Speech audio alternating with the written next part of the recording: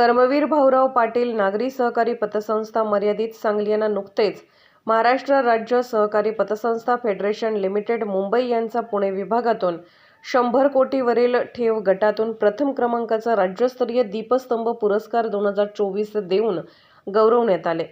पुरस्कार वितरण सोहळा दिनांक 3 व 4 ऑगस्ट रोजी हैदराबाद येथे मान्यवरांच्या उपस्थितीत संपन्न झाला। हा पुरस्कार कॉस्मॉस कोऑपरेटिव्ह बँकेचे चेअरमन श्री मिलिंद काळे यांच्या हस्ते प्रदान करण्यात आला।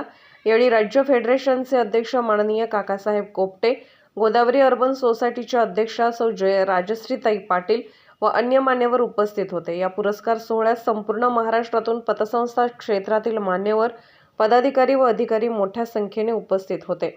हा पुरस्कार देताना संस्थेचे अर्थकारण, संस्थेच्या वापरातील तंत्रज्ञान, समाजकारण, संस्थेने ग्राहकांना दिलेल्या आधुनिक सेवा, संस्थेची आर्थिक प्रगती, ग्राहक सेवा व समाजसेवा व्यवस्थापन, सहकारातील योगदान या मापदंडावर आधारित संस्थेने सादर केलेल्या प्रस्तावाची स्वतंत्र निवड समितीने छाननी केल्यानंतर या प्रथम क्रमांकाच्या पुरस्कारासाठी संस्थेची निवड करण्यात आली होती। संस्थेने महाराष्ट्रातील सहकार चळवळीतील आदर्श काम करून इतर संस्थांच्या पुढे आदर्श निर्माण केल्याचेही पुरस्कार वितरण सोहळ्यात नमूद करण्यात आल्याची माहिती संस्थेचे चेअरमन श्री रावसाहेब जिनगोंडा पाटील यांनी उपस्थित प्रतिनिधींना दिली।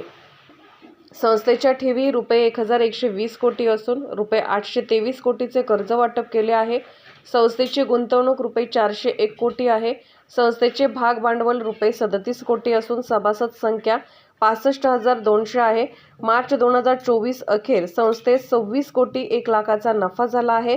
या पुरस्काराचे श्रेय त्यांनी संस्थेचे संचालक मंडळ यांनी केलेले नियोजन, त्यात सभासद, ठेवीदार, कर्जदार, सेवक, मुख्य कार्यकारी अधिकारी श्री अनिल श्रीपाल मगदुम यांची लाभलेली उत्तम साथ याला असल्याचे सांगून हा पुरस्कार सर्वांच्या सांघिक कार्यास मिळाल्याचे मनोगतात नमूद करून चेअरमन श्री रावसाहेब जिनगोंडा पाटील या सर्वांचे आभार व्यक्त केले।